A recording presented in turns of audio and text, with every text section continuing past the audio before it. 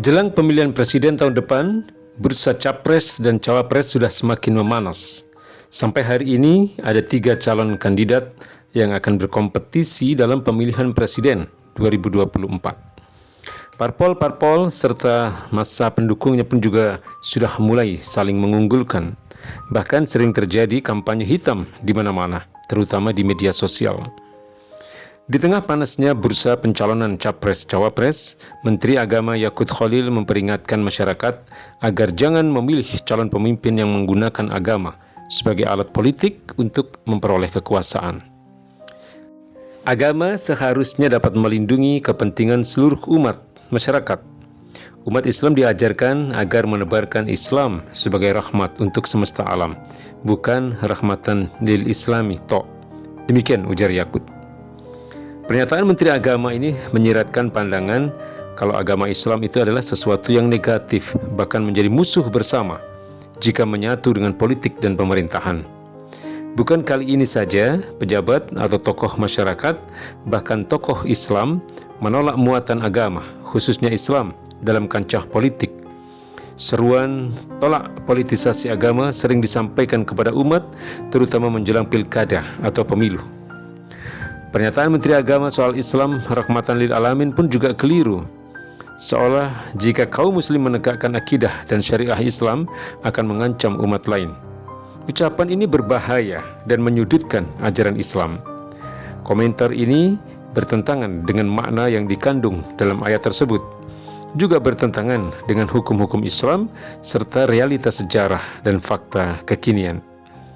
Pertama, banyak ulama tafsir muktabar yang memaknai rahmatan lil alamin itu tidak semata untuk kaum muslimin. Wa ma arsalnaka illa rahmatan lil alamin. Quran surat Al-Anbiya ayat 107. Profesor Dr. Wahbah Zuhaili dalam At-Tafsir Al-Munir menjelaskan makna ayat ini, tidaklah kami mengutus engkau wahai Muhammad melainkan sebagai rahmat untuk semesta alam, manusia dan jin. Islam menjadi rahmat untuk semesta alam karena memang risalah Islam, yakni akidah dan syariahnya, menjamin datangnya rahmat bagi semua makhluk. Syekh An-Nawawi Al-Bantani yang wafat pada tahun 1316 Hijriah dalam tafsirnya Marah Labid menguraikan, tidaklah kami mengutus engkau, wahai sebaik-baiknya makhluk, dengan membawa ajaran-ajaran syariahnya, kecuali sebagai rahmat bagi semesta alam, yakni untuk menjadi rahmat bagi alam semesta seluruhnya, bagi agama ini dan bagi kehidupan dunia. Kedua, ajaran Islam juga memberikan perlindungan dan perlakuan adil kepada sesama manusia, baik muslim maupun kafir. Di dalam negara khilafah, harta, kehormatan dan jiwa orang-orang kafir akan dilindungi sesuai syariah Islam sebagaimana harta kaum muslimin. Mereka adalah ahluz zimmi atau orang-orang kafir yang terikat perjanjian dengan negara khilafah atau yang dijamin keamanan oleh negara khilafah. Abdullah bin Umar meriwayatkan bahwa Nabi Shallallahu Alaihi Wasallam pernah menjatuhkan hukuman kisos atas seorang muslim karena membunuh seorang kafir mu'ahid, yaitu kafir yang terikat perjanjian dengan negara khilafah. Kemudian beliau bersabda, "Ana akramu man wafi bi zimmitihi." Aku memuliakan orang yang menepati zimmah atau perjanjiannya. Hadis riwayat Ad-Daruqutni. Ketiga, dalam sejarah kekuasaan Islam sejak zaman Nabi Shallallahu Alaihi Wasallam, Khulafaur Rasyidin dan para khalifah berikutnya, orang-orang kafir selalu mendapatkan perlindungan dari kaum muslimin. Spanyol pada masa kekuasaan Islam dikenal sebagai negara dengan 3 agama, yaitu Islam, Yahudi dan Nasrani. Mereka hidup rukun damai dalam naungan khilafah dan syariah Islam. Mengapa Menteri Agama tidak membandingkan nasib minoritas muslim di India, Myanmar, China, atau beberapa negara Eropa seperti Perancis yang justru ditindas dengan minoritas non-muslim yang relatif aman dan terjaga di negeri-negeri muslim? Penggambaran negatif syariat Islam, terutama dalam politik dan pemerintahan, sesungguhnya datang dari Barat, utamanya kaum orientalis. Tujuannya adalah untuk menciptakan Islamofobia. Ironisnya, hari ini justru tuduhan tersebut datang dari mulut umat Islam sendiri. Seharusnya yang diperingatkan oleh Menteri Agama adalah ketika agama dipisahkan dari politik dan pemerintahan, alias menggunakan prinsip-prinsip sekulerisme demokrasi. Terbukti, hal itulah yang menjadikan jabatan dan kekuasaan sebagai rebutan partai politik dan elit politisi setiap pemilu. Bahkan mereka sering menggunakan prinsip Machiavelli, yaitu menghalalkan segala cara.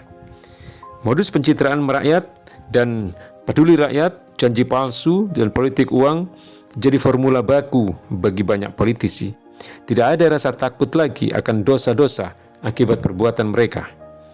Mestinya yang pantas dicap mempolitisasi agama adalah mereka yang berkamuflase menjelang pemilu seolah Islami, bersorban, berkerudung, sowan kepada para ulama, difoto sedang sholat, buka puasa, dan sebagainya.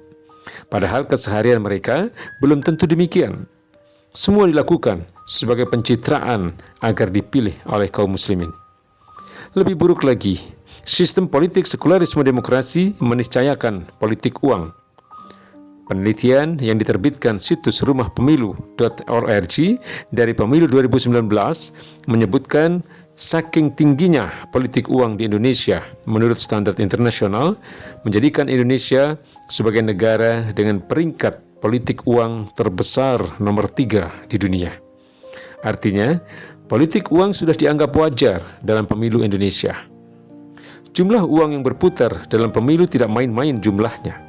Menurut ekonom senior Raden Pardede, belanja politisi sampai pemilu nanti diperkirakan akan mencapai 200 triliun. Ia juga memastikan hal ini selalu terjadi saat tahun politik. Untuk apa uang sebanyak itu? Sebagian tentu saja untuk politik uang. Muhaimin Iskandar, Ketua Umum PKB dan Cawapres dari Koalisi Perubahan, mengakui kalau uang sangat menentukan seseorang untuk menjadi anggota DPR RI. Ia menyebutkan butuh dana 40 miliar rupiah untuk jadi anggota legislatif pusat. Politik uang, yang kaya, yang berkuasa, yang menang, yang punya duit, itu terbukti di lapangan dengan baik. Ini dikatakan oleh Muhaimin Iskandar. Dari mekanisme pemilu seperti itu, apa yang bisa diharapkan oleh rakyat? Terbukti, eksekutif dan legislatif sering melahirkan kebijakan yang tidak berpihak kepada rakyat, seperti Undang-Undang Cipta Kerja, Undang-Undang Minerba, Rencana Pembangunan IKN, Kereta Cepat Jakarta-Bandung, atau misalnya rencana pencabutan Pertalite untuk diganti Pertamax Green yang justru lebih mahal. Padahal Nabi Shallallahu Alaihi Wasallam mengingatkan betapa bahaya perebutan dan haus jabatan serta kekuasaan. Beliau bersabda, "Innakum satahrisuna 'alal imarah wa satahsiru nadamatan wa hasratan yaumal qiyamah." Sungguh, kalian akan berambisi terhadap kepemimpinan atau kekuasaan, sementara kepemimpinan atau kekuasaan itu akan menjadi penyesalan dan kerugian pada hari kiamat. Hadis riwayat Al-Bukhari, An-Nasa'i dan Ahmad. Nabi Shallallahu Alaihi Wasallam juga mengingatkan ancaman kepada para pemimpin yang suka menipu rakyatnya dalam masa jabatannya. Beliau bersabda, "Ma min 'abdin yastahri'ihillahu ra'iyatan yamutu yawma yamutu wa huwa ghashun li ra'iyatihi illa haramallahu alaihil jannah." Tidaklah seorang hamba yang Allah beri wewenang mengatur rakyat lalu mati, dan hari ketika ia mati ia menipu rakyatnya, melainkan Allah Subhanahu wa taala mengharamkan dirinya surga. Hadis riwayat Bukhari. Islam, politik dan kekuasaan adalah bagian yang terintegrasi. Para ulama sudah membahas tentang pentingnya agama dan kekuasaan itu bersatu. Dalam kitab Majmu'ul Fatawa, Imam Ibnu Taimiyah menyatakan, jika kekuasaan terpisah dari agama atau jika agama terpisah dari kekuasaan, niscaya perkataan manusia akan rusak. Dalam Islam, menjadi penguasa itu memiliki tujuan mulia, yakni sebagai amal saleh untuk mengurus umat dengan penerapan Islam dan menyebarkan Islam ke seluruh penjuru dunia. Allah Subhanahu wa taala telah memerintahkan para pemimpin untuk berhukum dengan syariahnya dan menunaikan amanah.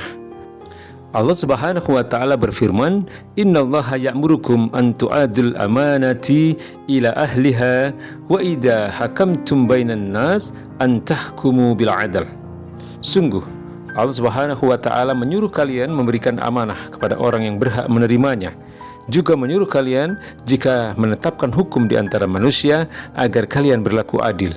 Quran Surat An-Nisa ayat 58. Imam At-Tabari dalam tafsir Tabari menukil perkataan Ali bin Abi Thalib, kewajiban imam atau penguasa adalah berhukum dengan hukum yang telah Allah turunkan dan menunaikan amanah.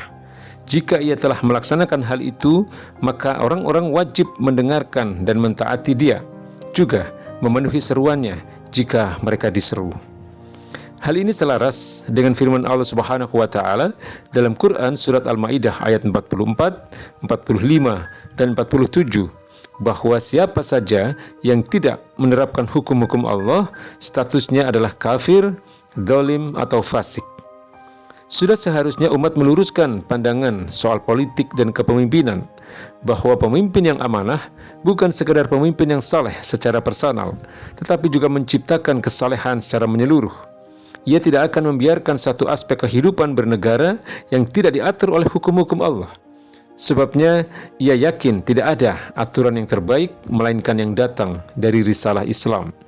Karena itu, memilih pemimpin bukan sekedar memilih yang beragama Islam, tetapi memilih pemimpin Muslim yang akan menjadikan Islam sebagai sistem kehidupan sehingga tercipta rahmat bagi semesta alam. Tanpa menerapkan syariat Islam, sesaleh apapun seorang pemimpin tidak akan bisa mengundang rahmat Allah Subhanahu wa taala. Wallahu a'lam bishawab.